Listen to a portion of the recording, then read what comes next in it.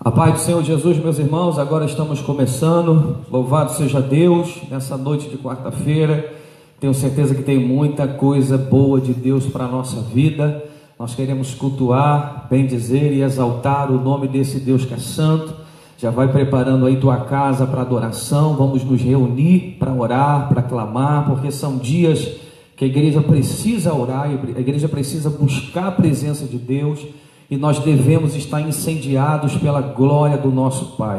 Então essa noite não vai ser uma noite diferente. A glória de Deus está presente, a presença de Deus vai nos alcançar. E que você seja um canal de Deus para a vida de alguém que nessa noite de quarta-feira precisa ouvir a mensagem do alto, a palavra de Deus.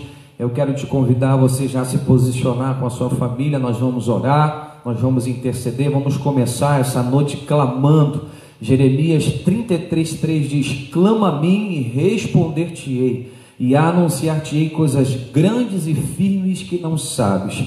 É no clamor a Deus que Ele vai nos revelar coisas grandes e firmes que nós não sabemos. É através da oração que a nossa mentalidade vai ser reportada a grandeza daquilo que Deus tem para todos nós. É na oração que Deus vai estabelecer firmeza naquilo que você tem orado e tem clamado. Porque Ele diz: clama a mim, haverá resposta, eu vou te responder, vou te anunciar coisas grandes e firmes. Fala de estabilidade naquilo que Deus te chamou para viver. Então é na oração que Deus vai destravar algumas coisas que estão tentando impedir a tua vitória. Se você crer em Deus e crer que através da oração Deus pode quebrar cadeias essa noite, Deus pode destruir grilhões nessa noite, Deus pode curar o enfermo. Essa live pode chegar através de muitos lares e pessoas que estão precisando de uma cura, pessoas que estão precisando de uma intervenção divina ainda essa noite, pessoas que talvez estejam tendo pensamentos que não provêm do alto, não provêm de Deus, estão angustiadas, estão desesperadas. Essa live vem como resposta para a tua vida, esse culto vem como resposta para a tua família, e Deus é poderoso, como diz Paulo aos Efésios, para fazer infinitamente mais daquilo que pedimos ou pensamos. Então vamos orar, prepara o teu coração, prepara o altar, porque nós vamos interceder, vamos começar debaixo de clamor, e Deus vai nos dar vitória hoje, em nome do Senhor Jesus. Fecha teus olhos aonde você estiver, e vamos elevar o nosso pensamento a Deus, porque eu creio, irmão, eu sinto uma atmosfera profética, eu sinto uma atuação divina acontecendo nas regiões celestiais ao teu favor. Louvado seja Deus. Eu já sinto a presença do Espírito Santo. Vai preparando, vai colocando lenha no teu altar, não deixa o fogo se apagar. A palavra diz em Levítico, no seu capítulo 6, que o papel e a função do sacerdote é manter o fogo aceso no altar. Você é sumo sacerdote, Deus te chamou para ser sacerdócio real na presença dele. Deus nos fez reino de sacerdotes. O teu papel esta noite é colocar lenha no altar para que o fogo não se apague. Aleluia. Enquanto a igreja estiver incendiada pela glória de Deus, todas as coisas vão se curvar diante da soberania dele. Fecha teus olhos e vamos orar em nome de Jesus. Pai, nós bendizemos o teu nome essa noite. Senhor, nós te agradecemos, te louvamos porque tua presença é real nesse lugar, tua presença é real em nossa vida. Nós sentimos o fluir da tua glória, da tua graça. Ó Pai, nessa noite nós clamamos, nos lava com o sangue do Cordeiro, que o Senhor venha salpicar as nossas vestes com o sangue da aliança, esse sangue que foi vertido na cruz. O Senhor nos deu acesso à tua presença, à tua glória, e que nessa noite, Senhor, a tristeza, a angústia, a apatia, que tudo isso venha se curvar diante da tua glória. Meu Pai, a palavra do Senhor diz que até a tristeza, ela há de saltar de alegria nos teus átrios, na tua presença. Nós clamamos, ó Pai, lança por terra a angústia. Se alguém que está assistindo essa live, tomado de uma tristeza, de uma angústia, de dúvidas ou de incertezas, ó Pai, que a tua palavra hoje como martelo que esmiuça a penha, como fogo que refina, que restaura. Que a tua palavra venha de encontro àquele que precisa ser restaurado, que a tua palavra venha de encontro àquele que precisa ser colocado de pé, Senhor. Tu nos chamou para ficar de pé, não para estar prostrado. Tu não chamou um povo para andar de cabeça baixa, tu chamou um povo para andar de cabeça erguida, olhando para o autor e consumador da nossa fé. Aleluia. Portanto, que o Senhor venha equipar a tua igreja com a armadura espiritual essa noite. Reveste o teu povo da tua glória, levanta o cansado, abatido, caído, e faz uma grande obra, Senhor. Restaura os lares, as famílias, aonde estiver, Senhor, uma discórdia, uma divisão, uma contenda, aonde o espírito de divórcio pode estar rondando. Meu Pai, abate esse principado, essa potestade que tenta destruir as famílias, que tenta vilipendiar os nossos filhos. Meu Pai, que tu venha desfazer a hoste da maldade, aquela que tem se movimentado nesses dias para trazer destruição, imoralidade. Senhor, enquanto a igreja estiver aqui como o sal da terra, a igreja está, Senhor, mantendo o equilíbrio de todas as coisas, porque a tua palavra diz que enquanto a igreja estiver presente, Senhor, ela está refreando a manifestação do anticristo. A igreja é um baluarte, é um estandarte da tua glória. Oh, aleluia, a igreja está aqui militando, a igreja está aqui labutando as causas do reino de Deus. Pai, Abraão orou e disse: Deus, se houver apenas um justo na cidade, o Senhor terá misericórdia desta cidade. E o Senhor, Abraão, se houver um justo, eu vou manter a cidade de pé. Meu Pai, na igreja tem mais de um justo. O Senhor reuniu uma família em Cristo Jesus, e através da igreja nós manifestamos a tua glória, a tua presença. É através da igreja que o Senhor tem palavras de vida eterna e de salvação. Portanto, eu clamo, Senhor, pelo teu povo. Levanta esta geração, levanta aqueles que precisam ouvir a tua voz nesses dias, ó Pai. Tira o comichão dos ouvidos, tira a venda dos olhos, para que vejamos, ó Pai, aquilo que o Senhor está fazendo, para que não venhamos nos perder do movimento espiritual que acontece nesses dias, Pai, sobre a face da terra. Ó Senhor, toma o culto desta noite, recebe ele como um cheiro suave às tuas narinas. Estamos aqui clamando para que os teus ouvidos estejam inclinados à oração do teu povo. Estamos aqui clamando para que o Senhor venha se inclinar do seu trono, passeando e olhando para a terra e olhando para nós nesse momento, contemplando aquele que está com o coração contrito, quebrantado, pedindo: Deus, só o Senhor pode intervir nessa situação. Entra com milagre esta noite e faz a tua obra.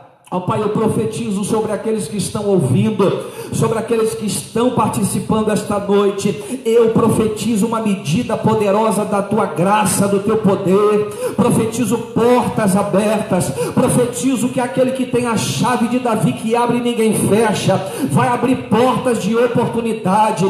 Pessoas que estão desempregadas, ó Deus, precisando de provisão, entra com o teu milagre esta noite. Assina a carteira daquele que precisa ser empregado.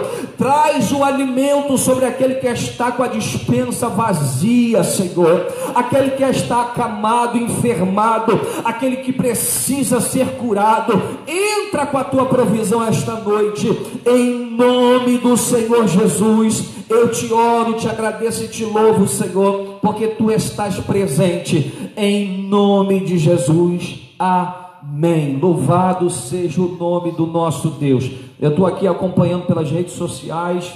A gente vai estar acompanhando as mensagens, pedidos de oração. Estou abrindo aqui no computador. A gente vai estar logando junto, e que Deus venha fazer coisas poderosas. Eu quero te convidar nesse momento a um momento de adoração. Eu separei um louvor. Eu queria que você refletisse na letra desse louvor. Nós vamos trazer uma mensagem hoje em Mateus capítulo 25. Nós vamos falar da parábola das 10 virgens. Fica aí, não saia daí, fique conosco até o fim, porque Deus tem uma mensagem poderosa para o teu coração. Mas quero te convidar, inclina o teu coração a adorar a Deus nesse momento. A estratégia que Deus deu a Josafá, quando estava cercado pelo exército inimigo, não era empunhar as armas para militar contra eles. A estratégia de Deus para aquele povo foi que Josafá colocasse os levitas à frente do exército, Enquanto aqueles levitas adoravam, entoavam em seus saltérios as suas harpas de adoração a Deus, a Bíblia diz que um anjo de justiça foi enviado e Deus começou a pelejar a causa daquele povo. Deus começou a destronar o inimigo que estava se levantando contra eles. Eu sinto a glória de Deus nessa palavra. Meu corpo já sente a glória de Deus se manifestando nessa noite. Jesus está te dizendo esta noite: a tua vitória está na tua adoração. Enquanto você adora a Deus, você está dizendo para os seus inimigos, para o inferno que se levanta, que ainda que as circunstâncias ao teu olhar humano não mudaram, todavia você está prestando um culto de adoração no teu deserto.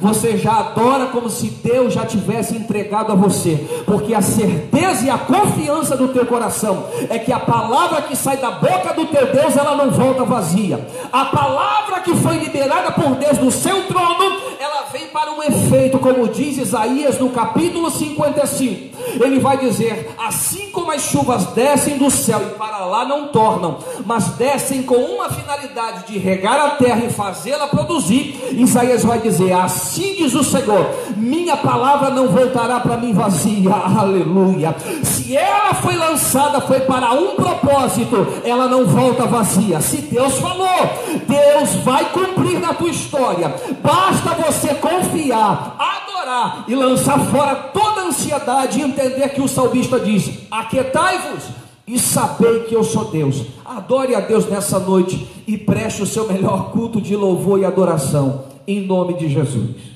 Vamos ganhar tempo. Eu já quero pedir que você pegue sua Bíblia. Nós vamos já entrar na mensagem, vamos estudar a palavra de Deus. Pegue sua Bíblia e já abra lá no Evangelho segundo escreveu São Mateus. Ao término da palavra vamos estar clamando por alguns pedidos de oração e também pelo aniversário da nossa irmã Juliana. Evangelho segundo escreveu São Mateus, no seu capítulo 25. Louvado seja Deus.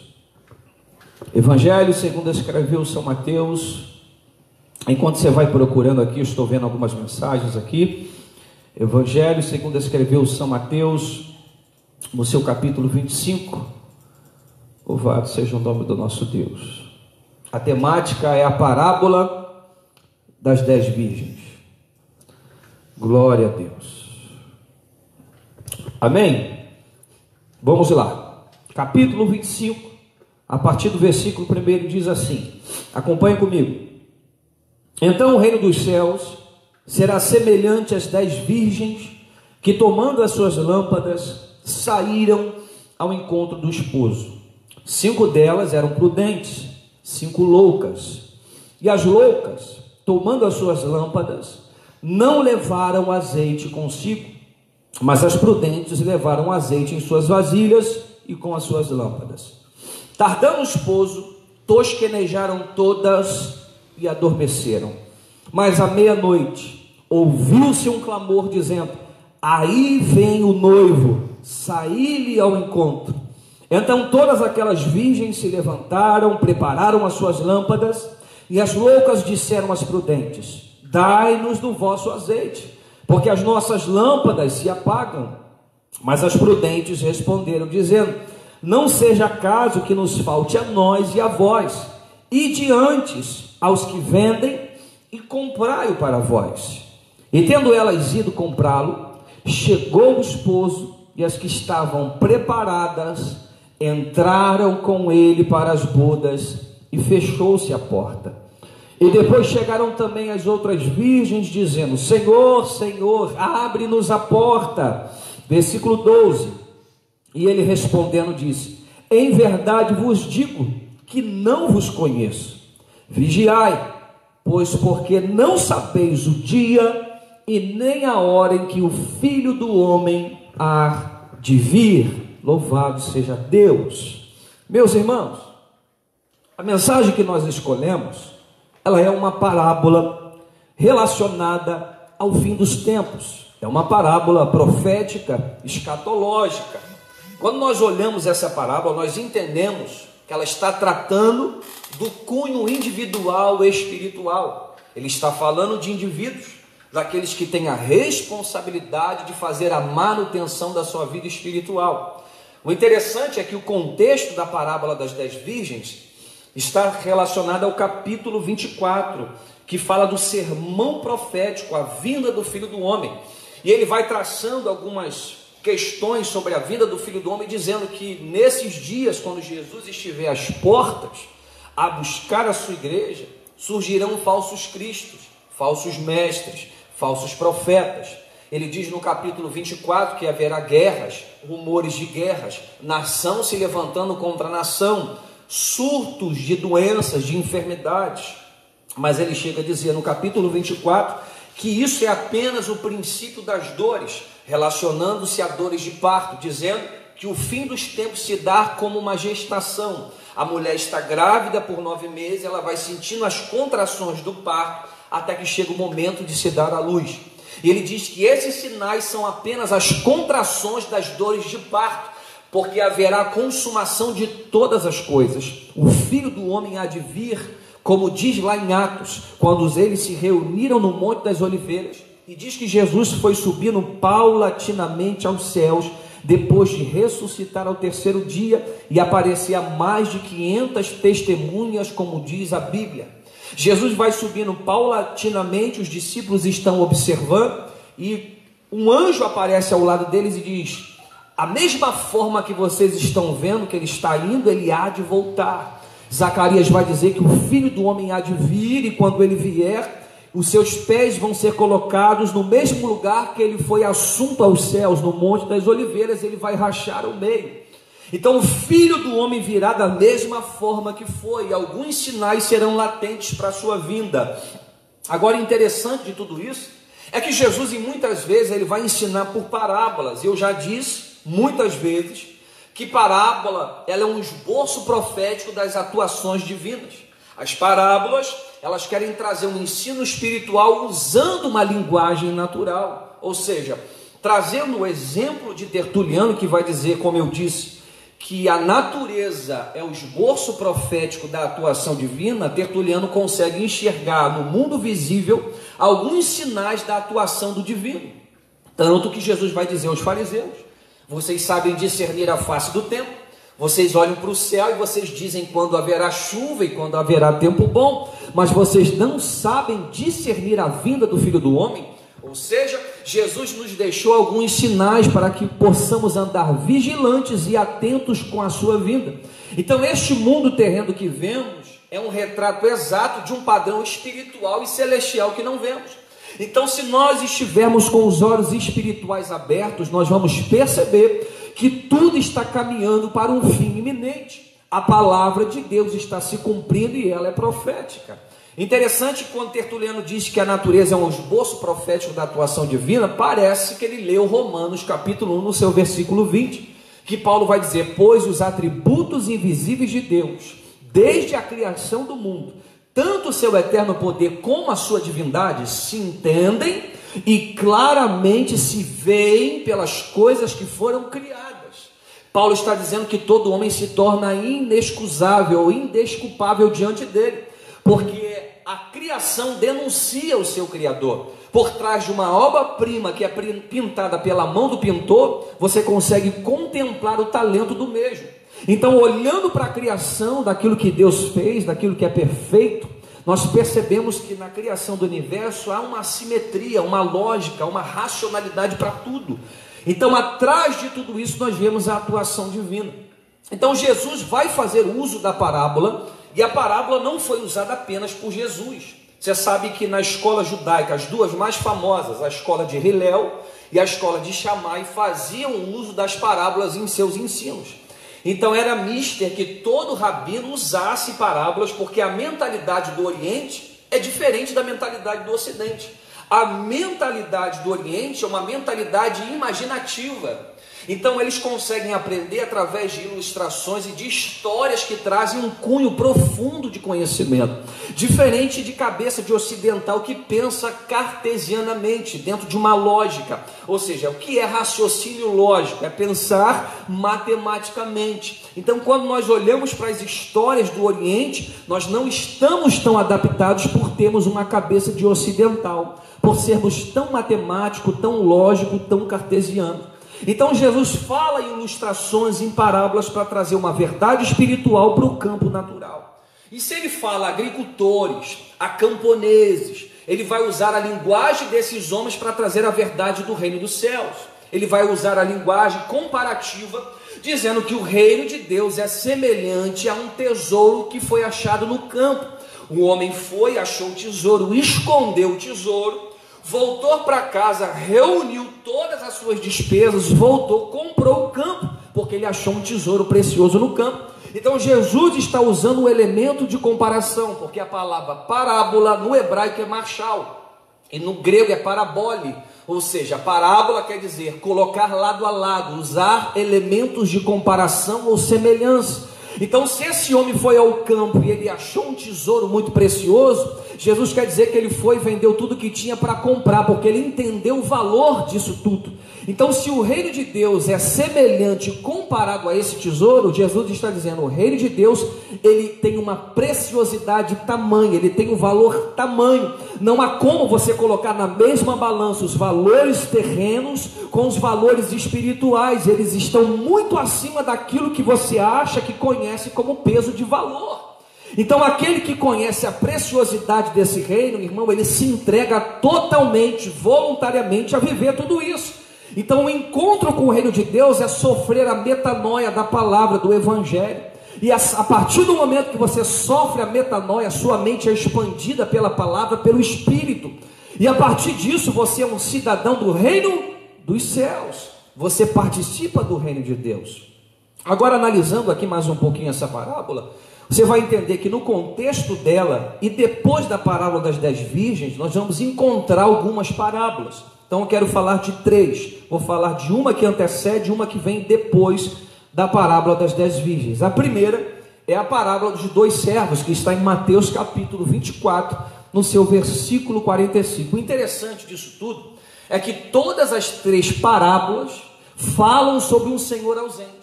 Ou seja, mas em cada caso ele volta para agir corretamente para com aqueles a que foram confiadas responsabilidades. Ou seja, o exemplo disso é a primeira parábola que eu quero destacar. Mateus capítulo 24, 45, diz assim: quem é, pois, o servo fiel e prudente, que o seu Senhor constituiu sobre a sua casa para dar o sustento a seu tempo? Bem-aventurado aquele servo que o Senhor, quando vier, o achar servindo assim. Ou seja, nessa primeira parábola, temos a nossa responsabilidade como comunidade. Ele está dizendo que ele deu responsabilidades a esse servo, que tem conservos que estão trabalhando dentro daquilo que ele está movimentando. Então esses conservos estão debaixo da sua direção, da sua responsabilidade. E a palavra de Deus vai dizer: bem-aventurado são esses servos que estão tratando os conservos de acordo com os princípios do reino de Deus, conduzindo essas pessoas ao autor e consumador da fé, a uma conduta dentro da palavra de Deus. Então aqueles que vivem dessa forma, na instrução, no ensino, no preparo, e têm essa responsabilidade, são bem-aventurados. E será bem-aventurado porque quando o Senhor vier o achar servindo assim, irmão, vai receber galardão de Deus. Porém ele diz: se esse servo disser no seu coração, o meu Senhor tarde ele está demorando para vir, e ele começar a espancar os conservos, ele diz: o rigor será muito grande para esse servo. Então ele diz: nós devemos estar atentamente preparados, entendendo que ele está a caminho a buscar a sua noiva, e devemos cumprir com as nossas responsabilidades, a que nos foram confiadas. Agora a segunda parábola é o que nós falamos, a parábola das 10 virgens, que fala de um cunho de responsabilidade individual. A primeira que eu disse fala da responsabilidade para com a comunidade, aquele que fora levantado por Deus para ser canal para a vida de alguém e as suas responsabilidades. A segunda parábola fala do cunho individual. E a terceira, pastor? A terceira parábola fala da parábola dos talentos. A parábola dos talentos é interessante, porque o texto começa dizendo que um senhor, ele foi para uma terra longínqua, chamou seus servos e distribuiu seus bens. Ele deu 5 talentos para um, ele deu 2 para outro, e ele deu 1 para outro. O interessante do texto aí é quando ele diz: ele deu a cada um segundo a sua capacidade. Então, à medida que ele deu 5 para um, 2 para um e 1 para outro, ele está distribuindo dentro daquela estrutura que cada um tem de receber. Então, se ele deu talento, se ele deu dom, se ele capacitou e se ele levou essas pessoas a viverem aquilo que foram chamadas para viver, se um recebeu 5, outro recebeu 2, outro recebeu 1, o que recebeu 2 não questiona o que recebeu 5. Por que não? Porque se recebeu 2, recebeu dentro da estrutura que tem, recebeu dentro da proporcionalidade daquilo que Deus sabe que ele suporta. Porque se ele tem 2 e quer os 5 do outro, ele tem que entender que para ter os 5 do outro, ele tem que suportar o que o outro suporta. Ele tem que ter a estrutura que o outro tem, que foi forjada em Deus. Não é que Deus ele está olhando para você e dizendo, não, eu escolhi você porque você é o meu predileto. Não, Deus salva todos os homens, porque a Bíblia diz que Deus quer que todos os homens se salvem. Mas Deus vai selecionar para usar. Você está entendendo? Por isso que a Bíblia diz, ele deu uns para pastores, evangelistas, mestres. Como ele faz essa distribuição? Ele faz de acordo com a medida que você suporta. Ele faz de acordo com aquilo que você suporta na presença dele. Se Deus te chamou para estar vivendo o que você vive com ele na sua presença, não adianta questionar dizendo, será que Deus atirou? Tem gente que diz, será que o ministério é assim? É o cupido que passa com a flecha e ele atinge. Era para acertar outro e acabou me atingindo. Não. Era para você, foi a você que Deus chamou. Ah, mas está difícil, eu não estou suportando, está mais pesado. Não é que está mais pesado, é que Deus está treinando você para coisa maior. E se Deus te deu 5 talentos, é com 5 talentos que você vai ter que administrar. Agora, interessante disso tudo é que a recompensa da diligência, existe a recompensa da diligência no texto e existe a condenação da improdutividade. Porque os talentos falam de uma responsabilidade para com aquilo que ele nos deu para administrar. Deus te chamou como mordomo do reino. Deus te deu talento, Deus te deu dons, Deus te deu recursos. O que você tem feito com tudo isso que Deus te deu? Será que você tem administrado de forma sábia? Entenda, a parábola dos talentos está dizendo, haverá recompensa para o diligente, mas haverá condenação da improdutividade. Como assim, pastor? Porque a parábola dos talentos vai dizer que o Senhor que foi para uma terra longínqua voltou. E quando ele voltou, ele exigiu uma prestação de contas. Diz o texto que aquele que ganhou 5 talentos, ele negociou e granjeou mais 5, ou seja, ficou com 10. O que tinha 2, negociou, granjeou mais 2, ficou com 4. E o que tinha 1, diz o texto, escondeu na terra com medo do Senhor. E quando ele volta para a prestação de conta, o que tinha 5 multiplicou para 10 e apresentou ao Senhor. Ele diz, servo bom e fiel. Foste fiel no pouco, sobre o muito eu te colocarei. E assim segue sucessivamente. O que tinha 2, ele diz, Senhor, tu me deu 2, eu granjei mais 2, ele devolve 4. Servo bom e fiel, foste fiel no pouco, sobre o muito te colocarei. Até que veio aquele que tinha 1 talento, não negociou, não produziu, não administrou, escondeu, temeu e ficou improdutivo no reino de Deus. Quando o Senhor veio, diz, e aí? Ele diz, eu escondi, porque sei que tu és um Senhor exigente. Tive medo. Ele diz, servo mau. Aí sabe o que o texto diz? Tirai o talento que ele tem e dê para aquele que tem mais. Mateus 25, 28 diz assim, tirai-lhe pois o talento e dai ao que tem 10 talentos, porque a qualquer que tiver, irmão, isso é tão forte, preste atenção nisso, a qualquer que tiver será dado e terá em abundância, mas ao que não tiver, até o que tem lhe será tirado. Você está entendendo isso? A equação do céu é assim, você tem porque você administrou, porque você buscou, porque você se envolveu com aquilo que Deus te deu. Você não fez de forma relaxada, você se envolveu com aquilo que Deus colocou nas tuas mãos e você produziu. Você entendeu que a oração Deus vai ouvir e vai resolver, mas a ação parte de você. Então quando você se envolveu, você produziu, você foi para cima, você entendeu que se Deus é a tua força, o teu escudo broquel, aonde você coloca a planta dos seus pés, Deus te dará por herança. Então o resultado de uma fé viva é ação, não é obedecer com a boca, é obedecer com os pés. Se Deus chama, promete, garante, qual o medo você tem de sair da inércia? Qual o medo você tem de se movimentar para aquilo que Deus te chamou para viver? Não por vista, mas pela fé. Porque, irmão, eu aprendi que andar com Deus, nem sempre eu vou poder pensar matematicamente.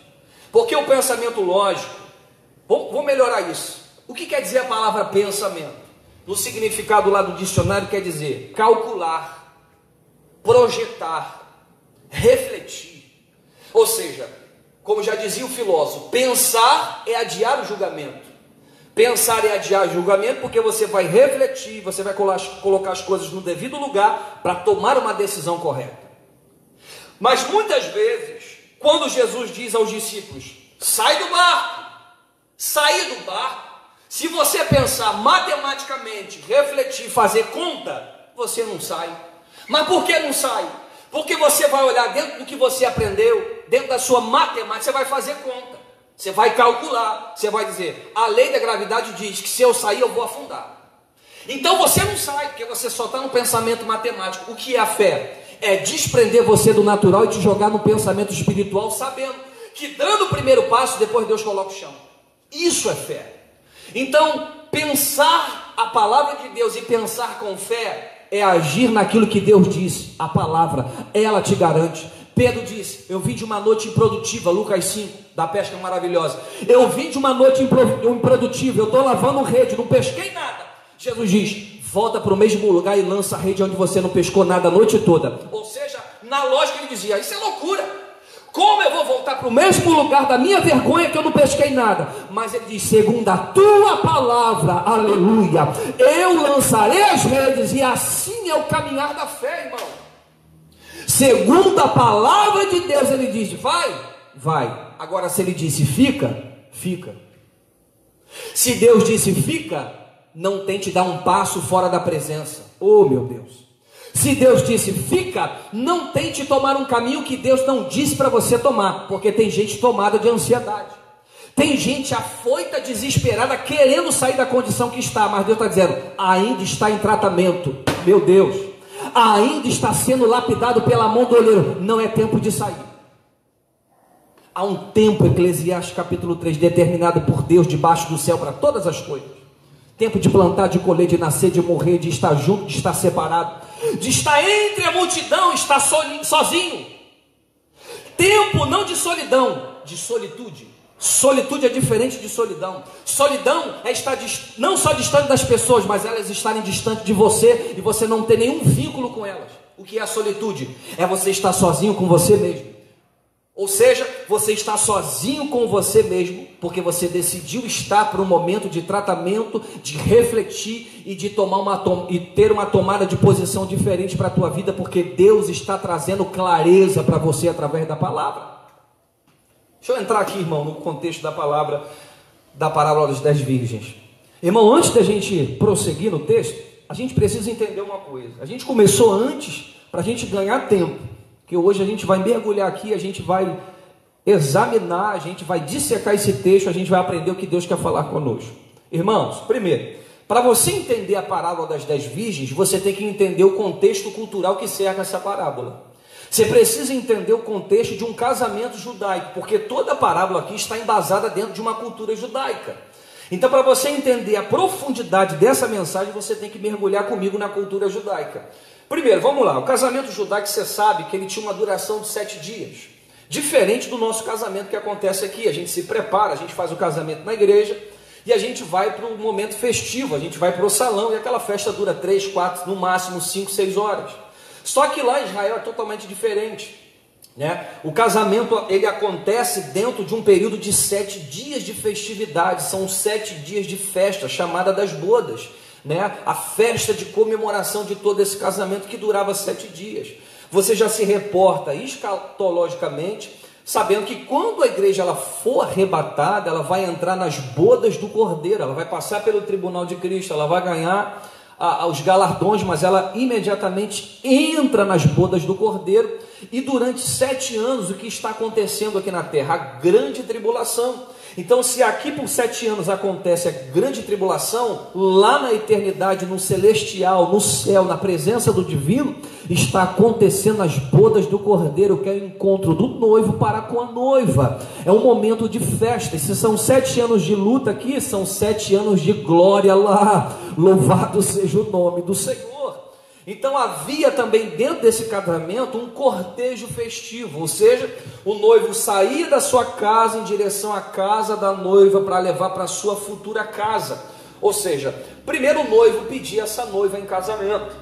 Havia um acordo matrimonial. Esse acordo matrimonial acontece entre famílias. Geralmente o pai do noivo vai com o noivo, com a família do noivo vai ter um acordo matrimonial. Dentro desse acordo será estabelecido todas as cláusulas desse casamento. O marido terá a obrigação de sustentar, de manter a integridade de sua esposa. E ele vai estabelecendo todas as cláusulas que vão favorecer tanto a um quanto a outro. Então, dentro dessa junção e desse contrato matrimonial, existem promessas estabelecidas do noivo para com a noiva e da noiva para com a noiva. Agora eu te pergunto, se dentro desse contexto judaico nós entendemos que muitas vezes a noiva ela é vista como a igreja, porque Paulo vai dizer aos Efésios capítulo 5, fazendo um exemplo do casamento, e ele diz que a igreja é a noiva, é Cristo é o noivo. Então, gente, deixa eu te dizer uma coisa: quando o noivo Cristo veio desposar a noiva, que é a igreja, existe um contrato nupcial que vai trazer promessas e garantias.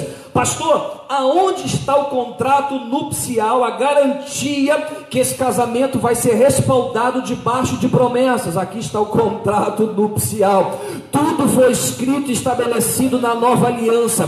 E eu sinto a glória de Deus. Ele veio despojar a noiva, ele veio trazer garantias a essa noiva. Você quer conhecer as promessas que o noivo fez à noiva, a igreja? Leia a Bíblia, comece a folhear, aleluia, a palavra de Deus, que você vai entender tudo que foi estabelecido por Cristo para essa noiva. Louvado seja Deus. Agora pega essa revelação aí, João capítulo 14 versículo 3 diz assim: quando eu for, vou vos preparar lugar, virei outra vez, vos levarei para mim mesmo, para que aonde eu estiver, vós estejais também. Irmão, preste atenção nisso. O noivo, quando ele despojava a noiva, quando ele tinha o contrato nupcial, ele fazia uma aliança com a mesma, e depois eu falo sobre isso. Depois que ele fazia uma aliança, ele retornava para a sua vida cotidiana, para os preparativos para o dia do casamento, não só da festa, mas como da casa, porque ele preparava casa, moradia, para que ele pudesse receber a noiva. Você já está entendendo, porque você é crente da palavra. Então, quando Jesus diz: eu vou preparar lugar para vocês, mas eu vou voltar, aleluia. Quando ele voltar para arrebatar, ele volta para levar para as bodas. Eu vou voltar e vou levar vocês para mim, para que aonde eu estiver, a consumação do casamento, aonde eu estiver, vós estejais também. Ô irmão, dá um glória a Deus por essa palavra aí onde você está, porque ele foi, está preparando morada para a gente, ele foi, está preparando recurso para receber a noiva. Irmão, ele não vai receber a noiva de qualquer jeito, vai ter toda uma ornamentação celestial para receber a igreja militante, que agora será a igreja triunfante, que venceu as angústias dessa vida, que permaneceu fielmente, guardou a coroa, não deixou ela cair da cabeça. Oh, aleluia! E vai entrar nos portões celestiais. Oh, eu sinto a presença do noivo aqui. Vai entrar na presença do celestial, do divino, do Deus eterno e imortal, e vai participar de uma grande festa. Irmão, isso é motivo de nós estarmos gratos na presença de Deus, irmão. Louvado seja o nome do Senhor. Agora eu preciso traçar aqui nessa parábola alguns personagens. Primeiro, você vê que a parábola fala das 10 virgens. Interessante que essas virgens, dentro desse contexto de casamento judaico, elas eram damas de honra. Elas tinham um dever cerimonial de preparar a noiva para se encontrar com o noivo e acompanhá-la até as bodas. E muita gente vai questionar: as noivas não é igreja, porque as virgens não são a igreja, porque a igreja é a noiva. Mas nós podemos traçar um perfil tanto para a noiva quanto para as virgens, porque a igreja se encaixa nos dois. Pastor, qual é o respaldo bíblico que o Senhor me dá para isso? Primeiro, a igreja e Israel são vistos também semelhantes a uma virgem. Primeiro eu quero falar de Israel. Isaías capítulo 37, no seu versículo 22, na parte A, diz assim: essa é a palavra que o Senhor falou a respeito dele, a virgem, a filha de Sião. Agora, pastor, e fala da igreja. Existe alguma passagem bíblica que trata a igreja não só como noiva, mas como virgem? Também. 2 Coríntios capítulo 11, versículo 2 diz assim, Paulo está dizendo, porque estou zeloso de vós com o zelo de Deus, porque vos tenho preparado para vos apresentar como uma virgem pura a um marido, a saber, a Cristo. Louvado seja Deus. Então Paulo diz que ele tem a incumbência de preparar, de apresentar essa noiva virgem, imaculada e pura a um marido, ou seja, uma virgem que não vai se contaminar com as iguarias dessa terra, que não vai se vender, que não vai negociar a sua santidade, uma noiva pura, imaculada, separada, adornada, ataviada, para se encontrar com o noivo que é Cristo. Então os personagens são as virgens. E o segundo personagem que eu vejo nesse texto é o amigo do noivo. Aqui é interessante, porque o amigo do noivo é aquele que vem e diz, aí vem o noivo. Pastor, qual é a função do amigo do noivo? A função do amigo do noivo dentro desse contexto judaico é preparar não só a festa de casamento, o noivo, mas como gerar no coração da noiva uma expectativa de conhecer o noivo. O amigo do noivo gerava, porque muitas vezes essa noiva não tinha um contato muito próximo com o noivo, ou seja, muitas eram tomadas pelo dote em acordo familiar. O papel do amigo do noivo era gerar no coração da noiva uma grande expectativa, incendiar o coração dela e apaixoná-la pelo noivo. E quem fez esse papel no Novo Testamento? João, lê comigo. João capítulo 3, versículo 29 diz assim, aquele que tem a esposa é o esposo, mas o amigo do esposo que lhe assiste e ouve, alegra-se muito com a voz do esposo. Assim, pois, já este meu gozo está cumprido. João Batista está dizendo, eu sou o amigo do noivo. Eu vim na condição de preparar a noiva, de incendiar o coração dela, anunciando o Cordeiro de Deus, que tira o pecado do mundo, o noivo que estava por vir. João Batista vai gerar no coração dessa noiva uma expectativa. Ele vai dizer, ei, eu não sou digno de desatar as correias da sua sandália. Eis que vem um que é antes de mim, mas vem depois de mim. Vem um, aleluia, para glorificar o seu nome, porque ele diz, eu não sou digno de tudo isso. Eu quero transferir a glória para ele. Eu quero, aleluia, incendiar o coração da noiva. E a mensagem de João Batista é, arrependei-vos. Arrependei-vos, raça de víboras, arrependei-vos e olhai para o autor e consumador, olhai para o Cristo, olhai para aquele que foi prometido a nós como Salvador, aquele que vai remir a Israel e todos os povos. Louvado seja Deus. E por último, o personagem que não está explícito, mas está implícito no texto é a noiva. Ou seja, a noiva, ela tinha uma aliança com o noivo mediante o pagamento do dote. E a gente já falou sobre isso na dracma. Ou seja, a mulher tinha 10 dracmas, perdeu uma, ficou com 9. Porque ela procura com diligência, investe tanto tempo para procurar uma dracma perdida, se ela ainda tinha 9. Porque existia um simbolismo naquilo tudo. Se ela recebeu um colar com 10 dracmas, aquele é o pagamento do dote. E a mulher aldeã que recebe o pagamento do dote no colar de 10 dracmas, ela coloca em seu pescoço como sinal de aliança para com o noivo.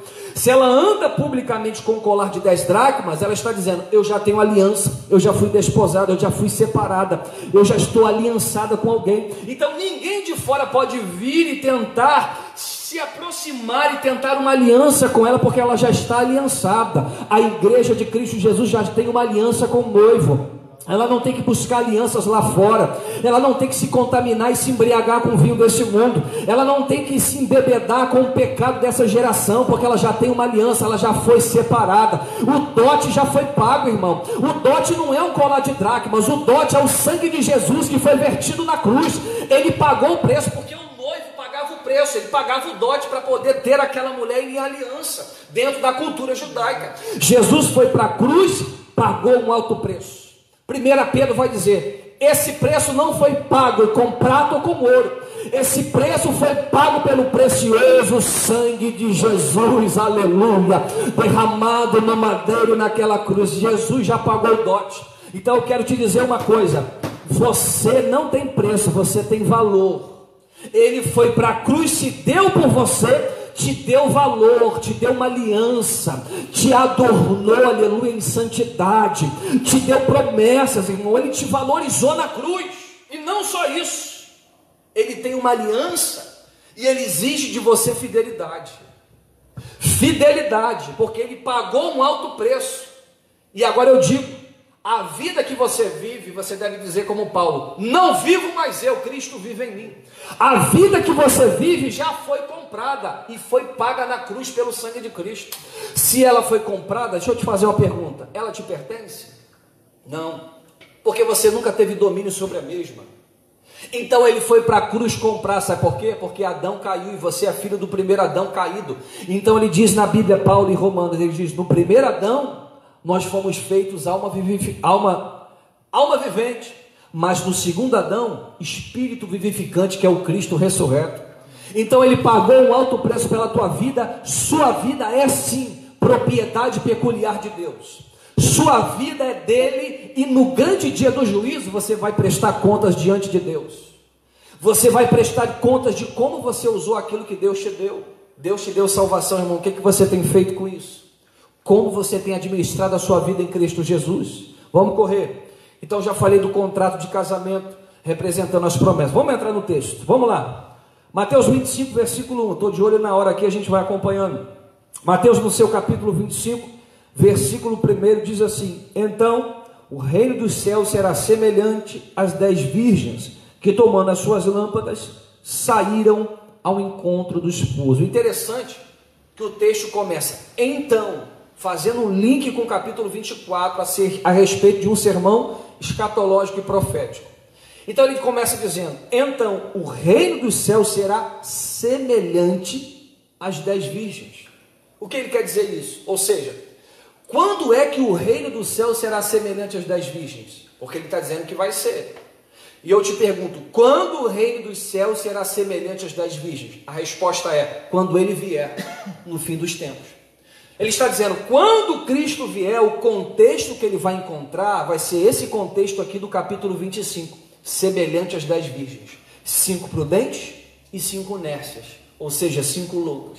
Quando Cristo vier e estiver próximo, as coisas tomarão uma direção aos fatos que são narrados aqui no capítulo 25, e a gente vai destrinchar esses fatos. Mateus, no capítulo 24, versículo 37, ele vai dizer: e como foi nos dias de Noé, assim será também a vinda do Filho do Homem. Ele está dizendo que o contexto que Jesus vai encontrar vai ser o contexto que acontece nos dias de Noé. Os homens casavam e davam-se em casamento, bebiam, comiam. O contexto disso não quer dizer que muitos vão estar comilões, comendo muito, não é isso. O contexto é que aqueles vão estar buscando comida, bebida dentro do seu bel prazer daquilo que precisam, vão estar individualistas, escravos das suas necessidades. O contexto que Jesus vem para buscar a sua noiva será esse, de frieza espiritual, de improdutividade, pessoas que vão ser amantes de si mesmo, pessoas que vão estar preocupadas com aquilo que acham que precisam, pessoas que vão trabalhar e viver uma vida inteira somente apontando para o cunho da terra, nunca olhando para o divino, nunca olhando para o alto, pessoas que só vivem dentro de uma esfera natural, nunca conseguem penetrar a esfera espiritual. O contexto vai ser difícil, o contexto vai ser um contexto que a Bíblia diz que quando o Filho do Homem vier, a pergunta é: achará fé na terra? Será que quando Jesus vier buscar a noiva ao soar da trombeta, ele vai encontrar pessoas vivas, vibrantes na fé, na sua maioria, ou vai encontrar uma minoria de pessoas vivendo sinceramente o Evangelho de Cristo? O contexto é esse: quando ele vier, ele vai encontrar poucas pessoas vivas. Vivas que eu falo não em vida natural, vida espiritual. Ele vai encontrar poucas pessoas que estão dispostas a viverem o evangelho genuíno da palavra, a palavra verdadeira, a palavra que norteia a vida do homem. Vai encontrar poucas pessoas sedentas, fervorosas na presença de Deus. Porque 2 Timóteo 4,3 diz: porque virá o tempo em que não suportarão a sã doutrina, irmão. Amontoarão para si comichões aos seus ouvidos, doutores, falsos profetas. Ou seja, nós vamos encontrar uma geração, e já vivemos nessa geração, uma geração em constante mutação. A notícia boa de tudo isso, irmão, que os tempos passam, as gerações passam, os conceitos mudam, as ideologias mudam, mas o nosso Deus permanece para todo sempre imutável, ele não muda. Isaías 40, versículo 8 diz: seca-se a erva, cai a flor, porém a palavra do nosso Deus subsiste eternamente. Aleluia. Deus não é produto do meio e não tem sombra de variação no seu caráter. Deus não muda porque a geração ou o século mudou. Ele continua o mesmo, e Ele é aquele que está de pé e está, aleluia, proferindo a sua justiça, a sua equidade, a sua palavra. Deus não muda. O homem muda, o homem se corrompe. A Bíblia diz em Efésios: ainda que o homem exterior se corrompa, portanto o homem interior se renova a cada manhã. Estamos cercados de um contexto de corrupção moral, política, religiosa, crises existenciais, pessoas tomadas por sentimentos que não provêm do alto. Então Deus, nesse contexto, está dizendo: a igreja precisa viver abalizada na verdade, não cocheando em dois pensamentos, não variando, não pensando que ora Deus é Deus para fazer e ora duvida e questiona o caráter de Deus. Questione tudo e a todos, mas não questione a soberania de Deus. Se Deus fala, Ele sustenta o que Ele fala. Oh glória! Se Deus promete, Ele sustenta e garante o que prometeu. O que nós não podemos é ser tomados por um pensamento que nós vivemos no dia de hoje, da pós-modernidade. Pessoas vão, pessoas vêm, pessoas mudam, mas nós precisamos caminhar em direção ao Calvário, em direção ao Gólgota, em direção à cruz, ao Evangelho verdadeiro de Deus. Segundo ponto da mensagem, Mateus 25, lê comigo, a partir do versículo 2, diz assim: 5 delas eram prudentes e 5 loucas. As loucas, tomando as suas lâmpadas, não levaram azeite consigo, mas as prudentes levaram azeite em suas vasilhas com as suas lâmpadas. O interessante é que Mateus 25, 10 vai dizer: as que estavam preparadas, as prudentes, entraram com ele para as bodas e fechou-se a porta. Como elas estavam preparadas? O que difere as prudentes das nércias? O azeite. O azeite na Bíblia é símbolo do Espírito Santo. O azeite é encontrado na candeia. A candeia tem o pavio que fumega e o azeite está mantendo esse fogo aceso. A luz que ilumina o ambiente é o que o salmista diz no Salmo 119.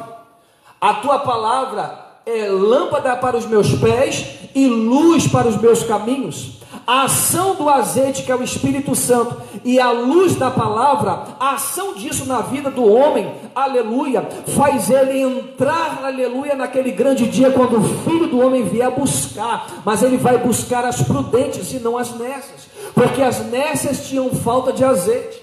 Efésios 5, versículo 15, Paulo diz: portanto, vede prudentemente como andais, não como nércios, mas como sábios, remindo o tempo, porque os dias são maus. Paulo diz: andem como sábios, não como nércios. Nércios são aqui as mulheres representadas, não tinham azeite, não buscaram a presença, faltou-lhe a unção do Espírito Santo, faltou-lhe o relacionamento com a palavra. Crente que anda desse jeito não entra quando as bodas chegarem. Crente que anda sem azeite, sem unção, sem Espírito Santo e sem conhecimento da verdade do Evangelho, irmão, não vai ouvir o soar da trombeta. Deus vai vir arrebatar a noiva e muitos vão ficar porque vivem de aparência. Você está entendendo isso? Vede prudentemente como andais, não como nércios, mas como sábios. Olha o que Paulo diz: remindo o tempo, porque os dias são maus. O que é, pastor, remir o tempo? É aproveitar o tempo que Deus te deu. Você tem tempo para plantar, para semear, para estudar, para trabalhar, tem tempo para isso. Mas Deus está dizendo: separe o tempo da busca. Oh meu Deus, separe o tempo de encher a tua botija de azeite. Separe o tempo de dedicar-se mais àquilo que Deus tem dito ao teu coração. Saiba remir o tempo com sabedoria. Paulo diz em Efésios 5. Deus deu a você essa responsabilidade. É você que vai ter que gerir o tempo que Deus te deu. Não é tudo, Deus não vai fazer tudo por você, não, irmão. Deus te deu a capacidade de administrar. Deus te deu faculdades de pensar, de raciocinar, de tomar decisões. Então, se você está percebendo que está faltando azeite, o que você tem que fazer? Administrar o seu tempo, organizar a sua agenda e dar prioridade àquilo que Deus chamou você para dar. Equilíbrio. Deus quer que nós tenhamos uma vida equilibrada no Espírito, uma vida de santidade, separada de busca, de oração, de jejum. Pessoas que vivem cheias com azeite transbordando na sua vida e que sabem administrar a vida secular. O desafio do cristão é esse. Ele não pode pender apenas para baixo, ele tem que pender para cima também. Ele tem que equilibrar o do alto e o que ele vive no plano secular. Então existe uma semelhança, olha que coisa interessante. Existe uma semelhança entre as prudentes e as loucas. A primeira semelhança é que ambas eram virgens. A segunda semelhança é que ambas carregavam a botija de azeite. E a terceira semelhança é que esperavam pelo noivo.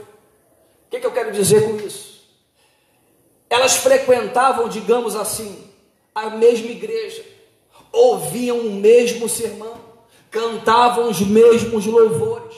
Elas eram semelhantes dentro da sua vestimenta, eram virgens, carregavam botija de azeite, mas havia uma diferença, havia um ponto que as diferenciava, que fazia as 5 prudentes e as outras nessas. Qual é? O azeite. Havia uma grande diferença. 5 prudentes estavam cheias do Espírito, e as 5 nessas ostentavam uma aparência. Portanto, irmão, isso só será revelado naquele grande dia.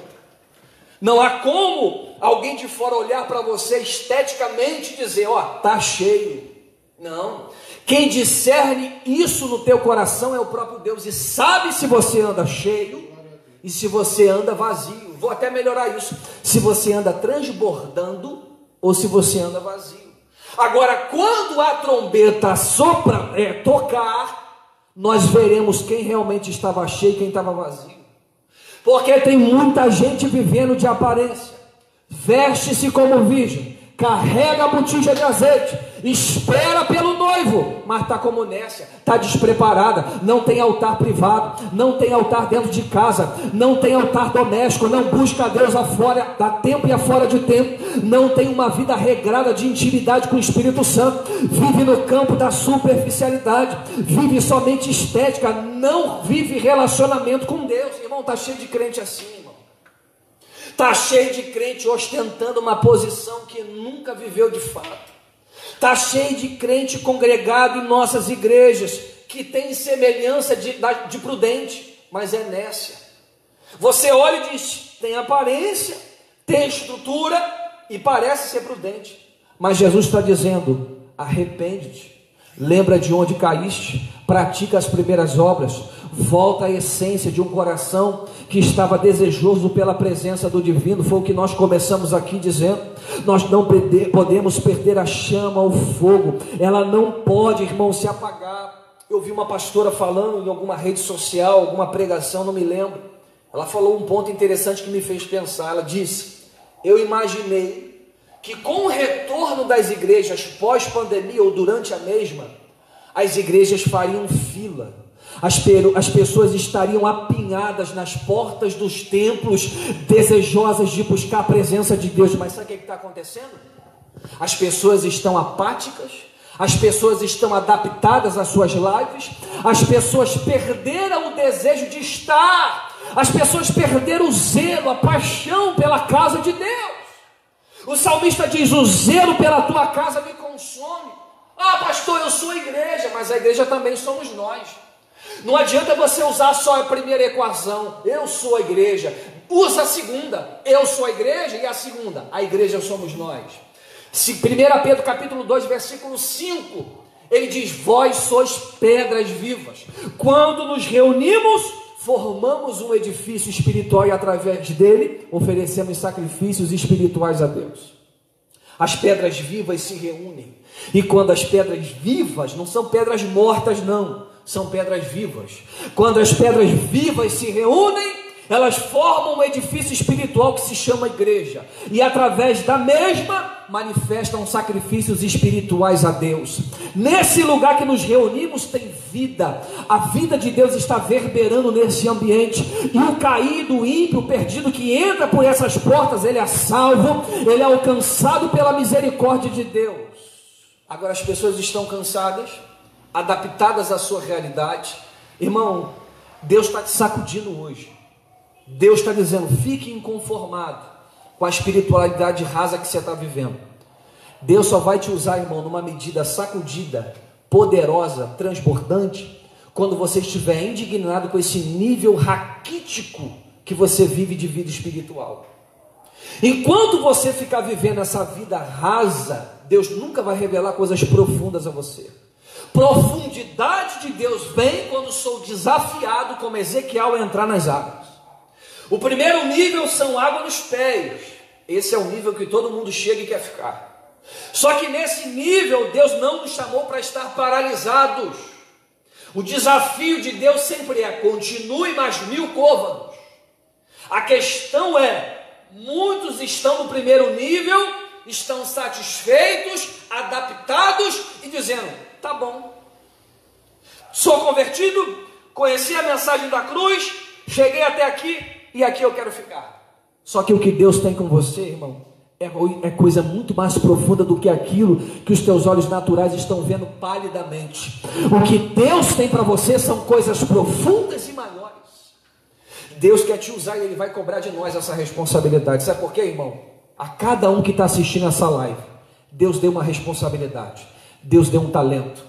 E a parábola dos talentos nós pregamos aqui no início e falamos sobre isso. Quando Ele voltar, Ele vai exigir de você um nível de responsabilidade a você apresentar diante dEle e prestar conta de tudo que Ele te deu. Deus não vai te cobrar por aquilo que exigiram que você fizesse.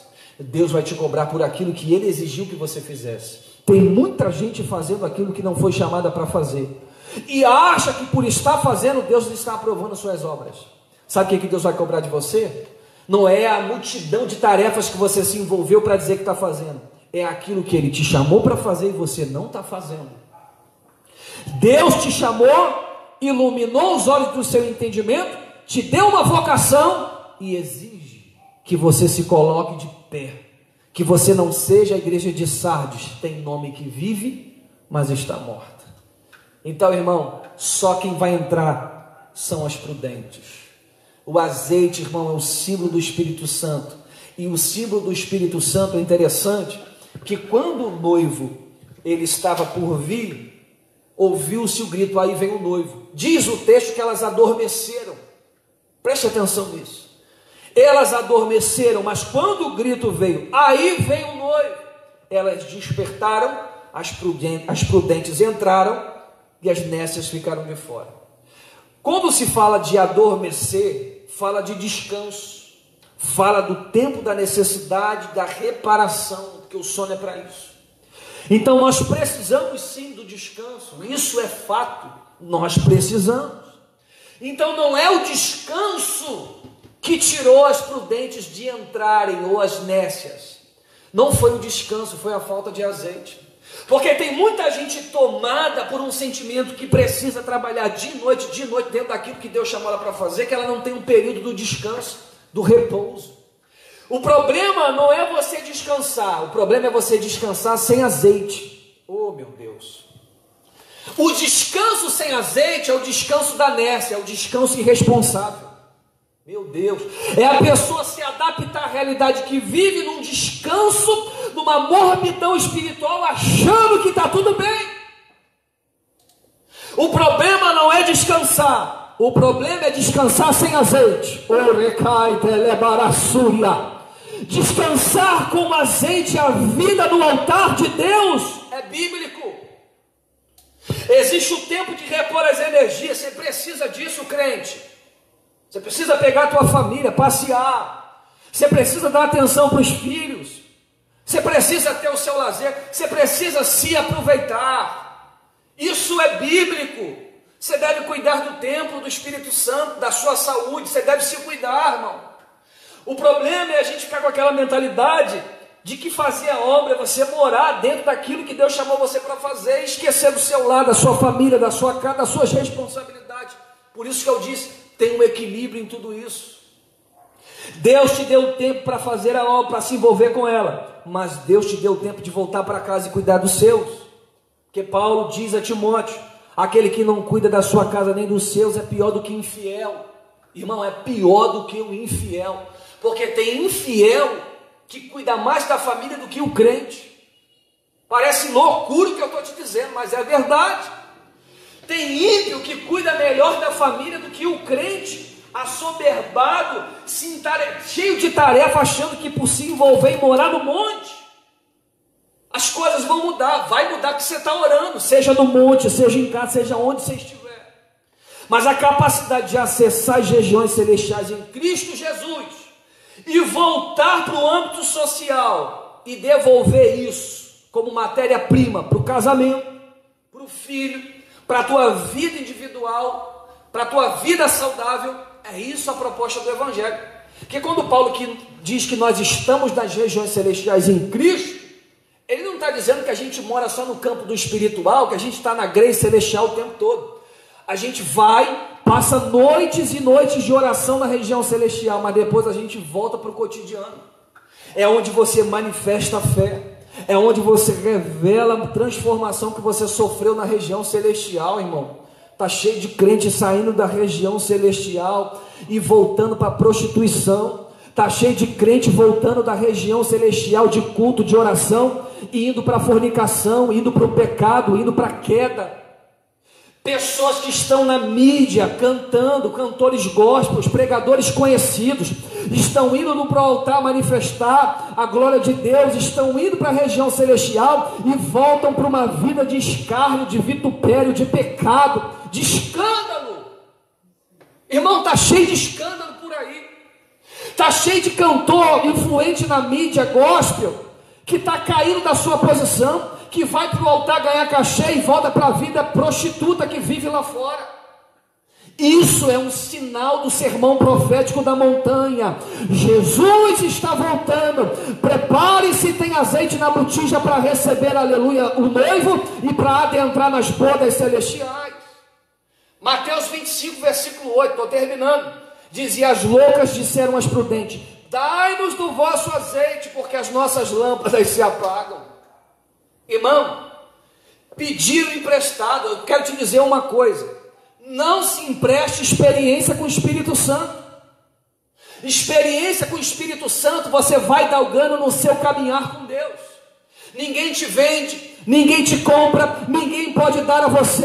É você que tem que ter isso com Deus. E sabe como vai ser as maiores experiências? É quando Deus tirou você do Egito, te faz caminhar por um deserto em direção a Canaã. Você vai chegar em Canaã. Mas deixa eu te falar uma coisa: a experiência do deserto vai preparar você para pisar em Canaã. Sabe por que tem uma passagem para a promessa de Deus?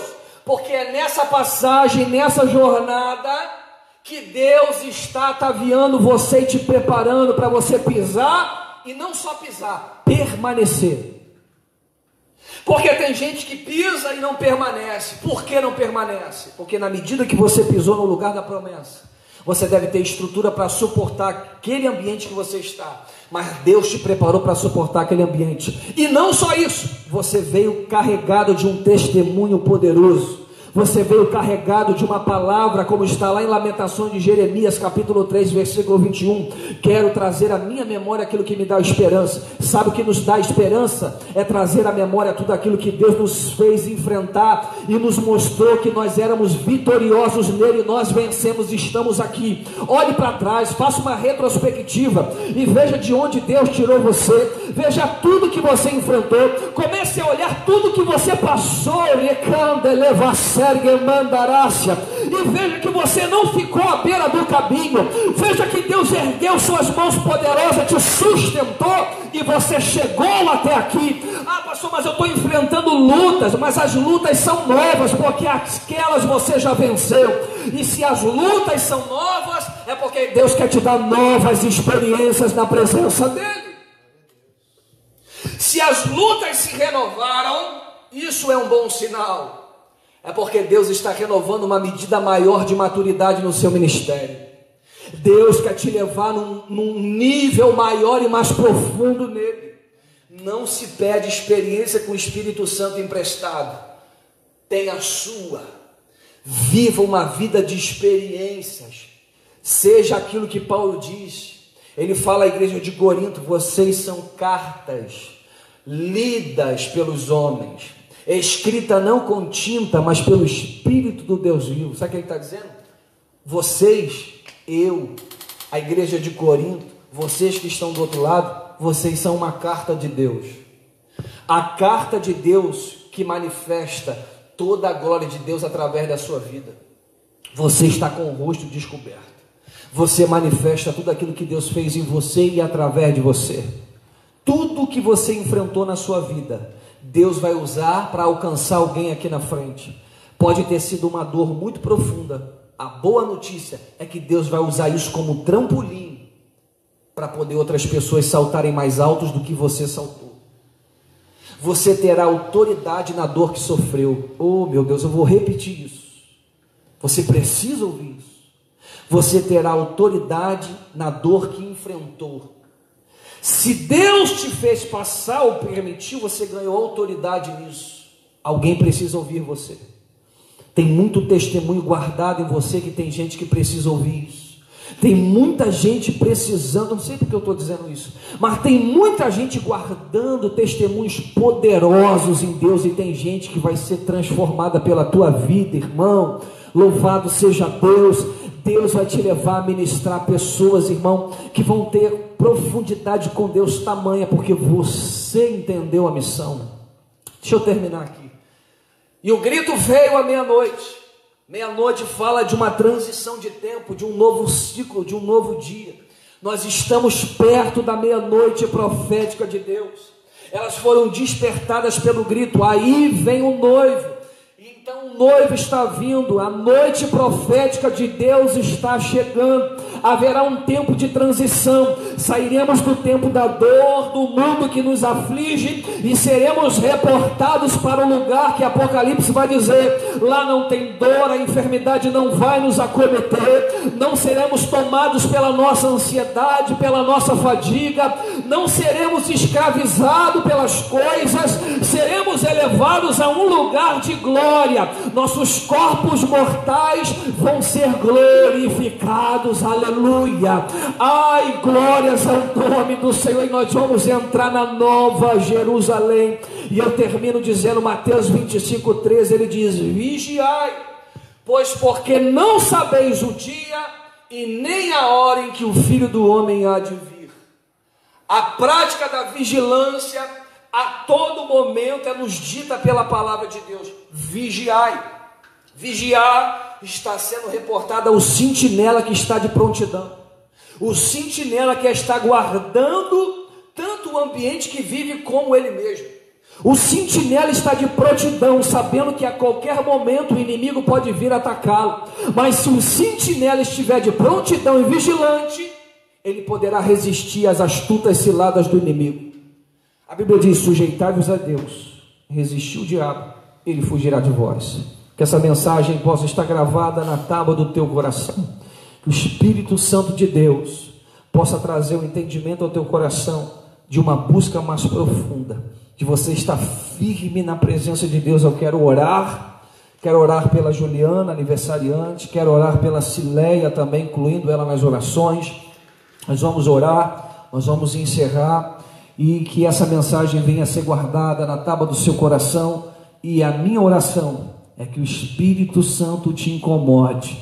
A minha oração é que o Espírito Santo tire o teu sono para uma finalidade, para você buscar, para você começar a granjear para você azeite na botija, em nome de Jesus. Fecha teus olhos aí, vamos orar, vamos clamar a Deus pela vida da Juliana, da Cileia e de todos que participaram conosco nessa noite. Espírito Santo, nós te louvamos, bendizemos o teu nome, te agradecemos pela tua presença, ela é real nesse ambiente. Clamamos a ti, Senhor, nos encoraja a mergulhar mais fundo, nos tira do raso, nos faz, ó Pai, galgar, Senhor, coisas maiores na Tua presença. Nós temos fome e sede da Tua glória. Ah, Jesus, que as coisas dessa terra não venham nos distrair, Senhor, nos roubando o precioso tempo que devemos dedicar no Teu altar. Jesus, visita o Teu povo essa noite, aqueles que participaram desse momento de adoração. Visita as causas impossíveis, dá vitória àquele que precisa de uma intervenção divina nas finanças, no trabalho, na família, nas emoções.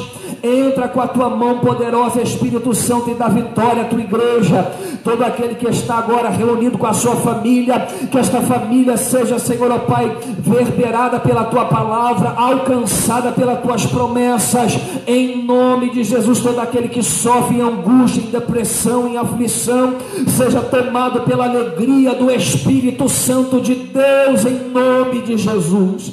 Pai, nós oramos pela Juliana, pelo seu aniversário.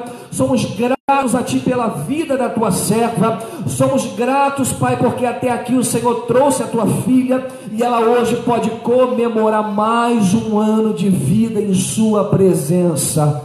Nós, ó Pai, como igreja Imaús Metodista, estendemos a mão e profetizamos sobre a vida dela toda sorte de bênção.